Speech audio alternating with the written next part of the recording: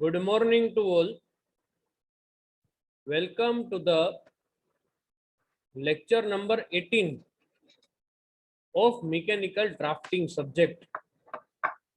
Lecture number 18 में आप सबका स्वागत है.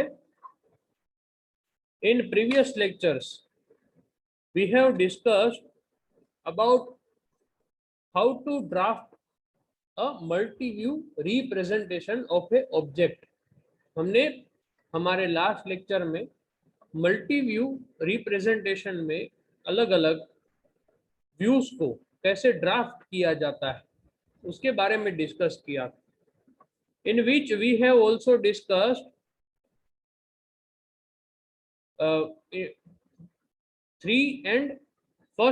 Third and first projection methods. हमने फर्स्ट और थर्ड एंगल प्रोजेक्शन मेथड भी वहां पे डिस्कस करी थी. अब आज का जो लेक्चर है उसमें हम ड्राफ्टिंग स्ट्रेटेजीज के बारे में समझेंगे कि अगर आपको पेपर में कोई भी ऑब्जेक्ट को मल्टीव्यू रिप्रेजेंटेशन में दिखाना है तो आप उसके लिए क्या करेंगे, कैसे करेंगे, और उसका हम एक एग्जांपल के साथ समझेंगे. हमने प्रीवियस लेक्चर्स में भी आपको ऐसे काफी सारी एक्सरसाइजेज अपने घर से करने के लिए दी थी. अगर आपने अभी भी नहीं करी है तो आप गूगल क्लासरूम पे वो सेंड करना है आपको, और अगर आप गूगल क्लासरूम पे सेंड नहीं कर सकते तो मुझे पर्सनल व्हाट्सएप में भी आप सेंड कर सकते हैं. लेकिन बेहतर यही होगा कि अगर आप अपने गूगल क्लासरूम पे वो शेयर करें. अब यहाँ पे कोई भी एक ऑब्जेक्ट है, उसको यहाँ पे जो हम अभी देख रहे हैं वो थर्ड एंगल प्रोजेक्शन है. थर्ड एंगल प्रोजेक्शन आपको कैसे मालूम पड़ेगा? तो कि थर्ड एंगल प्रोजेक्शन में सब कुछ एकदम करेक्ट रहता है. मतलब कि टॉप व्यू है वो टॉप में रहता है, फ्रंट व्यू जो है वो सेंटर में रहता है, right hand side view right hand side में रहता है, left side view left side में रहता है. तो हम क्या करेंगे, सबसे पहले आप देख सकते हैं पेज की इस तरफ देख सकते हैं आप.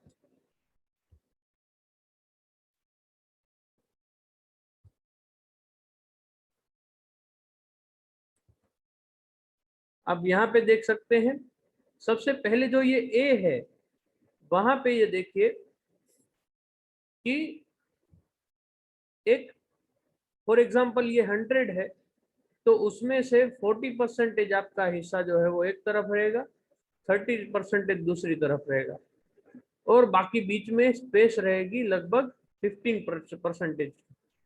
तो इस तरीके से कुछ आपको एक पूरे पेज को डिवाइड करना है कि एग्जैक्ट कुछ आधा जितना पेज जो पहले वो बीच में से सेंटर लाइन बना देनी है. उसमें से इस तरफ जो है ये 40% वाले पोर्शन में टॉप व्यू और फ्रंट व्यू बनेंगे. ठीक है, तो यहाँ पे पेज को कैसे डिवाइड करना है उसकी स्ट्रेटेजी बताई गई है. तो सबसे पहले आपको 50% हिस्सा टॉप व्यू और फ्रंट व्यू के लिए देना है और साइड व्यू के लिए 30% हिस्सा रखना है, और बीच में ये गैप रखना है जो व्यूज को अलग करता है.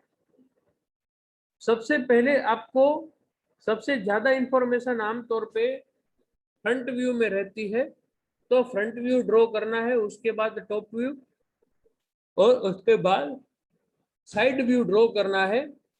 तो इसमें आपको सबसे पहले पेज के हिस्से कैसे बनाने हैं ये यहाँ पे आपको अपने स्क्रीन के ऊपर दिख रहा है कि कोई भी पेज है उसको सबसे पहले बीच में से, यहाँ पे ए पॉइंट देखिए, सबसे पहले बीच में से लाइन बनानी है, उसके बाद एक और लाइन बनानी है उससे जो कुछ डिस्टेंस छोड़ के. ये जो सेंटर लाइन वर्टिकल आपने सेंटर लाइन बनाई, सिमिलरली आपको एक हॉरिजॉन्टल सेंटर लाइन बनानी है और उसको कुछ अंतर छोड़ के नीचे लाइन बनानी. तो इस तरीके से आपने पेज को 4 हिस्सों में बांट दिया, जिसमें जो थोड़ा बड़ा हिस्सा है वो टॉप व्यू और फ्रंट व्यू के लिए रहेगा, और अगर आपको राइट साइड व्यू ड्रॉ करना है तो यहाँ पे राइट साइड व्यू का ये हिस्सा बचेगा. अगर आपको लेफ्ट साइड व्यू ड्रॉ करने के लिए बताया गया है तो क्या रहेगा कि ये टॉप व्यू और फ्रंट व्यू वाले हिस्से आपको बड़े रखने हैं और साइड व्यू वाला हिस्सा आपको छोटा रखना है। अब इसकी मेथड क्या क्या है ये मैं आपको बता देता हूं। बेसिकली 3 अलग अलग मेथड में आप ये व्यू ड्रॉ कर सकते हैं। पहला मेथड है स्केल की मदद से। आप फॉर एग्जांपल स्केल की मदद से व्यू ड्रॉ कर रहे हैं तो ये अलग अलग को आप स्केल की मदद से ड्रॉ कर सकते हैं, क्योंकि हमने लास्ट लेक्चर में आपको बताया था कि कोई भी 3D है उसका रिप्रेजेंटेशन आपको अलग अलग 2D फॉर्म में मतलब कि ड्राइंग के रूप में करना है। तो आपकी 3 पैरामीटर रहेंगे, लेंथ, हाइट और विड्थ। तो लेंथ जो है, लेंथ और हाइट अगर आप सामने से देखेंगे तो आपको क्या दिखाई देगा? अगर आप सामने से देखेंगे तो आपको हाइट और विड्थ दिखाई देगी। ठीक है, उसका मैं आपको एक एग्जांपल समझाता हूं।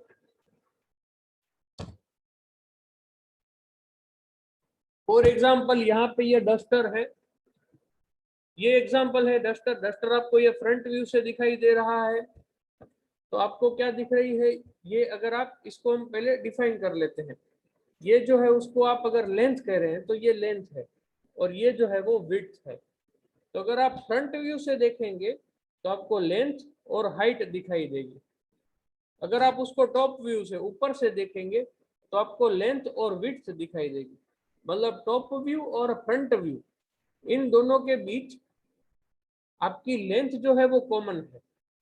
ठीक है, तो लेंथ जो है वो टॉप व्यू और फ्रंट व्यू के बीच कॉमन है। सिमिलरली अगर आप टॉप व्यू में यहाँ पे ये देखें तो विड्थ है, और अगर आप साइड व्यू में देखें तो विड्थ और हाइट दिखाई दे रही है।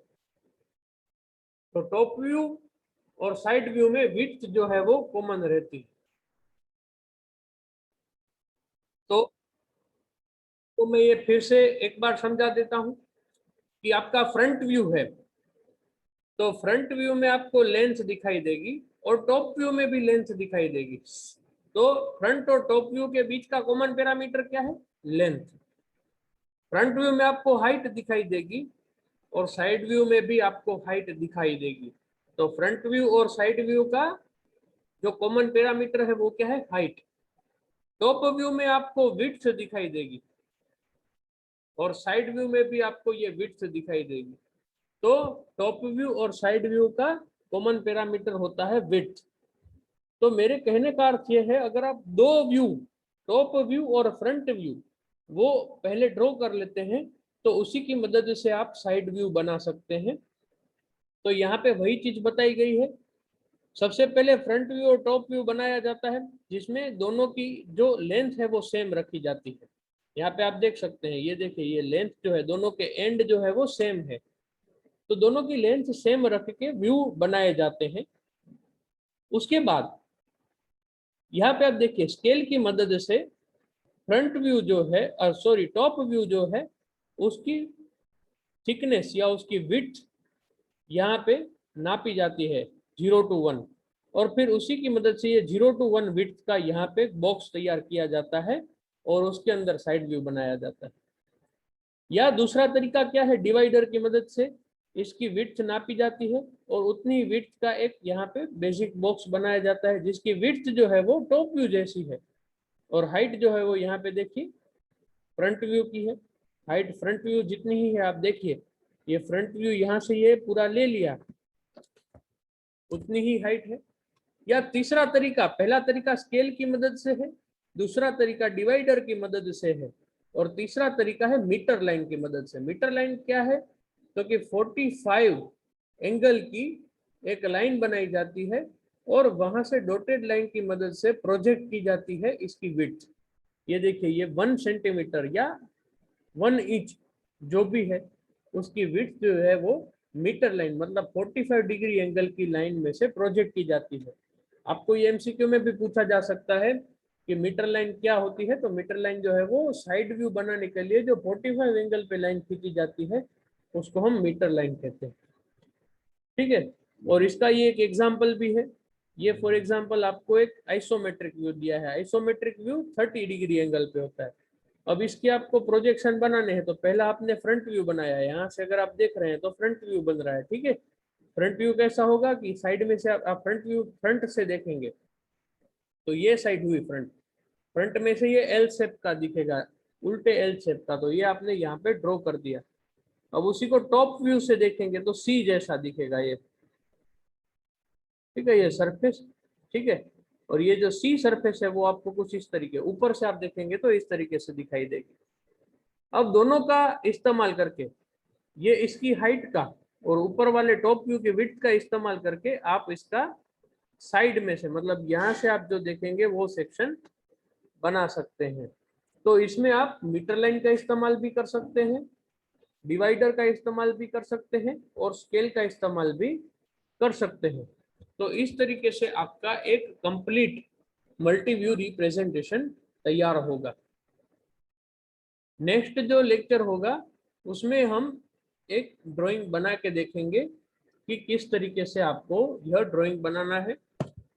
यहाँ पे ये देखिए कुछ अलग अलग आपको दिया है कि एक ही व्यू को अलग अलग व्यू में कैसे बनाते हैं।